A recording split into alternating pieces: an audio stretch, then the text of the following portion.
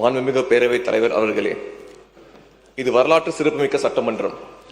சமூக நீதி கொள்கைக்கு சட்டம் வடிவம் கொடுத்த சட்டமன்றம். கல்வி கண் திறந்த கர்ம வீரர் காமராஜன் சட்டமன்றம். தமிழ்நாட்டின் பெயர் வைத்த அறிஞர் அண்ணாவின் சட்டமன்றம். சாமானியின் குரல் இந்த அவையில் ஒலிக்க காரணமாக இருந்த புரட்சி தலைவர் எம்ஜிஆரின் சட்டமன்றம்.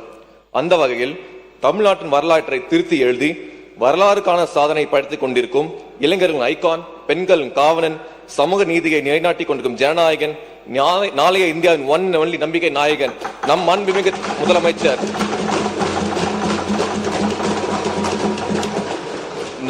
முதலமைச்சர் அண்ணன் சி ஜோசப் விஜயின் சட்டமன்றமாக மாறியுள்ளது. இனி எப்போதும் சரித்திர நாயகன் சட்டமன்றமாக இருப்போம் என்பது எந்த ஒரு சந்தேகமும் இல்லை. இவரின் தலைமைக்கும் பொறுமைக்கும் ஒரு குரலை குறிப்பிட்டு காட்ட விரும்புகிறேன். செவி கைப்ப சொல் பொறுக்கும் பண்புடை வேந்தன், கவிகை கீழ்த்தங்கும் உலகு.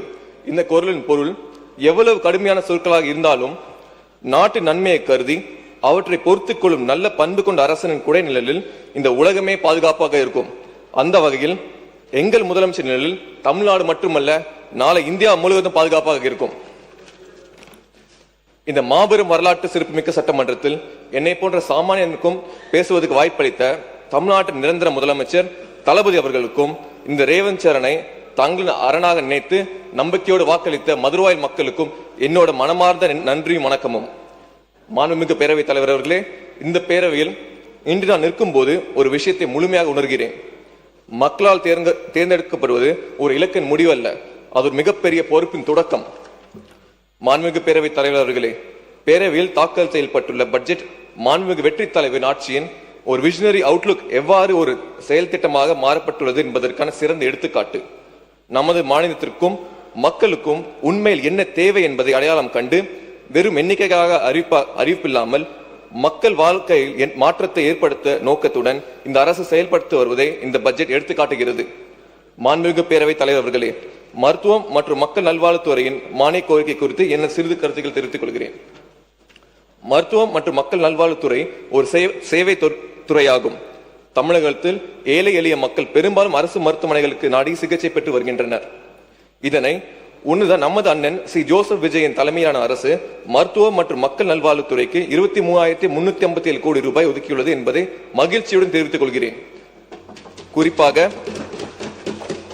குறிப்பாக அரசு மருத்துவமனைகளில் நடைபெறும் பிரசவங்களின் எண்ணிக்கையை அதிகரித்து இதன் மூலம் மருத்துவ தேவைகளுக்கான பொதுமக்கள் சொந்தமாக செலவிடும் தொகையை குறைக்கும் நோக்கில் அனைத்து குழந்தைகளுக்கும் தாய்மாமனாக திகழும் தளபதி அவர்களின் அரசில் தாய்மாமன் தங்க மோதிரம் திட்டத்தை செயல்படுத்துவதற்காக 560 கோடி ரூபாய் நிதி ஒதுக்கப்பட்டுள்ளதை நான் மனமாற வரவேற்கிறேன்.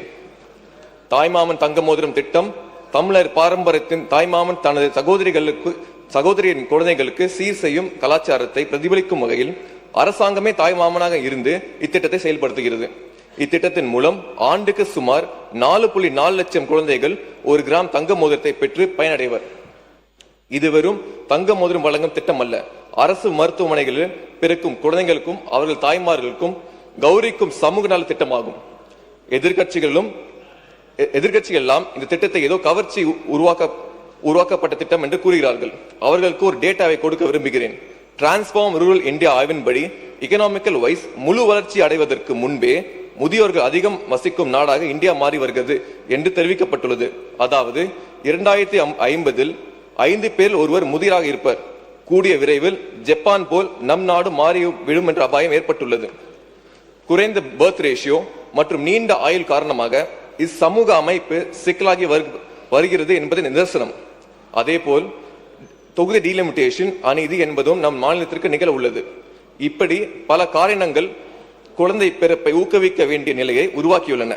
அப்படி இருக்கையில் பிறக்கும் குழந்தைகளுக்கும் தாய்மாமன் சீர் கொடுப்பதால் குழந்தை பிறப்பை ஊக்குவிக்க முடியும் என்பதே ஒரு இயல்பான உண்மை. இந்த அடிப்படை புரிதல் கூட இல்லாத எதிர்கட்சியாக தான் இப்போது இருக்க எதிர்கட்சி இருக்கிறது. அதே போல் மாண்புமிகு பேரவைத் தலைவர் அவர்களே, என் மதுரவாயல் தொகுதியை மாடல் தொகுதியாக மாற்றுவதே என் தலைவர் எனக்கு கொடுத்திருக்க கூடிய ஒரு மிகப்பெரிய டாஸ்க். மதுரவாயல் தொகுதி பொறுத்தவரை பல்வேறு பிரச்சனை இருக்கின்றன. குறிப்பாக பட்டா பிரச்சனை என்பது தொகுதியில் மிக முக்கியமான பிரச்சனையாக இருக்கிறது. மதுரவாயல் தொகுதியில் ஆயிரக்கணக்கான குடும்பங்கள் பட்டா இன்றி வாழ்கின்றனர். ஃபார் எக்ஸாம்பிள் பாரதிதாசன் நகர், லட்சுமி நகர் போன்ற பல்வேறு இடங்களில் Tamil Nadu urban habitat development board சார்பில் ஒதுக்கீடு வழங்கியும் பட்டா இன்னும் வழங்கப்படவில்லை. காமகோட்டி நகர் உட்பட்ட முக்கிய இடங்களில் வீட்டு வசதி வாரியங்கள் NOC இல்லாதால் பட்டா தடைப்பட்டுள்ளது. தொகுதி முழுவதும் 2182 இடங்களில் பட்டா இன்றி உள்ளன. இந்த நேரத்தில் எங்கள் கொள்கை தலைவர் அண்ணல் அம்பேத்கர் ஒரு கோட்டை சொல்ல விரும்புகிறேன். They must be settled on land so that they may obtain independent means of livelihood, walk with their heads erect and live courageously and fearlessly. அதாவது நிலம் என்பது வெறும் மண் அல்ல, அது மனிதனின் வாழ்வாதாரம், கண்ணியம், சுதந்திரம் என்று அண்ணல் அம்பேத்கர் கூறியுள்ளார். இப்படி நிலம்தான் நமக்கு அடிப்படை உரிமையாக இருக்கிறது. ஆனால் மதுரவாயல் தொகுதியில் பட்டா இன்மையால் மக்களுக்கு குடிநீர், மின்சாரம் போன்ற அடிப்படை வசதி கூட மறுக்கப்பட்டுள்ளன. எனவே மக்கள் சார்பாக நிலுவையில் உள்ள பகுதிகளுக்கு உடனடியாக பட்டா வழங்க வேண்டும் என்றும், கிராமநத்த நிலங்களுக்கு பட்டா வழங்கும் பணியை விரைவுபடுத்த வேண்டும் என்றும், NOC இல்லாத வீட்டு வசதி வாரிய பகுதிகளுக்கு NOC வழங்க வேண்டும் என்றும் அவர்களுக்கு பிரதிநிதியாக அரசிடம் கோரிக்கை வைக்கிறேன். இந்த நிறைவேறினால் தொகுதியில் மட்டும் 10,000க்கு மேற்பட்ட குடும்பம் நேரடியாக பயனடைவார். அடுத்ததாக என் தொகுதியில் உள்ள வானகரம், அடையாளம்பட்டு மற்றும் ஐயப்பாக்கம் ஆகிய 3 ஊராட்சிகளும் பாப்புலேஷன் கணிசமாக அதிகரித்துள்ளது. இதற்கேற்ப பேசிக் இன்ஃப்ராஸ்ட்ரக்சர் ஃபெசிலிட்டிஸ் இல்லாததால் மக்கள் கடுமையாக பாதிக்கப்பட்டுள்ளனர். அரசு 31/12/2024 அன்று வெளியிட்ட அரசாணை எண் 201 படி ஐயப்பாக்கமை ஆவடி மாநகராட்சியுடனும், மாநகரம் மற்றும் அடையாளம்பட்டை சென்னை மாநகராட்சியுடனும் இணைக்க நடவடிக்கை மேற்கொள்ளப்படும். இதுவரை நிறைவேறப்படவில்லை. இம்மூன்று ஊராட்சிகளும் மாநகராட்சியுடன் இணைக்கப்பட்டால் drainage facility, roads, drinking water உள்ளிட்ட பெரும்பாலான பேசிக் இன்ஃப்ராஸ்ட்ரக்சர் இஷ்யூஸுக்கு ஒருங்கிணைந்த முறையில் பெர்மனன்ட் சொல்யூஷன் கிடைக்கும். எனவே அரசாணை எண் 201 படி மேற்கொண்ட 3 ஊராட்சிகளையும் சம்பந்தப்பட்ட மாநகராட்சிகளுடன் விரைந்து இணைக்க அரசு நடவடிக்கை எடுக்க தாழ்மையுடன் வலியுறுத்துகிறேன். இறுதியாக மதிப்புக்குரிய பேரவைத் தலைவர்களே, சென்னை ஏர்போர்ட் கத்திபரா வரையிலான பகுதியை கேட்வே ஆஃப் சென்னை என்னும் பெயரில் சென்னை கார்ப்பரேஷன் அழகுபடுத்தி வருவதை இச்சபையின் சுட்டிக்காட்ட விரும்புகிறேன். இதே போன்று என் தொகுதியான மதுரவாயில் அமைந்துள்ள மாநகரம் சந்திப்பு முதல் எம்ஜிஆர் யூனிவர்சிட்டி வரையிலான சாலை பகுதி பிற டிஸ்ட்ரிக்ட்ஸிலிருந்து, பிற ஸ்டேட்ஸிலிருந்தும் சென்னைக்குள் நுழையும் முக்கிய நுழைவாயிலாக திகழ்கிறது. எனவே இப்பகுதியை ஒரு அழகிய கேட்வேயாக மாற்றி டூரிஸ்டையும் பொதுமக்களையும் கவரும் வகையில் தமிழர் பாரம்பரியத்தை எடுத்துக்காட்டும் theme paste art installations, decorative street lights, green spaces மற்றும் லேண்ட்ஸ்கேப்பிங் அரேஞ்ச்மெண்ட்ஸ் உருவாக்கப்பட வேண்டும். இக்கோரிக்கையை அரசு உரிய முக்கியத்துவத்துடன் பரிசீலித்து மதுரவாயல் தொகுதியை வழியாக சென்னைக்கு நுழையும் இப்பகுதியை நகரின் பெருமையாய் பிரதிபலிக்கும் அழகிய கேட்வேயாக மாற்ற வேண்டும் என்று கேட்டுக்கொள்கிறேன். மாண்புமிகு பேரவைத் தலைவர் அவர்களே, நான் இன்று இந்த அவையில் வைத்த கோரிக்கைகள் 3 மட்டுமே. ஆனால் அதன் பின்னால் இருக்கும் மக்கள் எதிர்பார்ப்புகள் ஆயிரக்கணக்கானவை.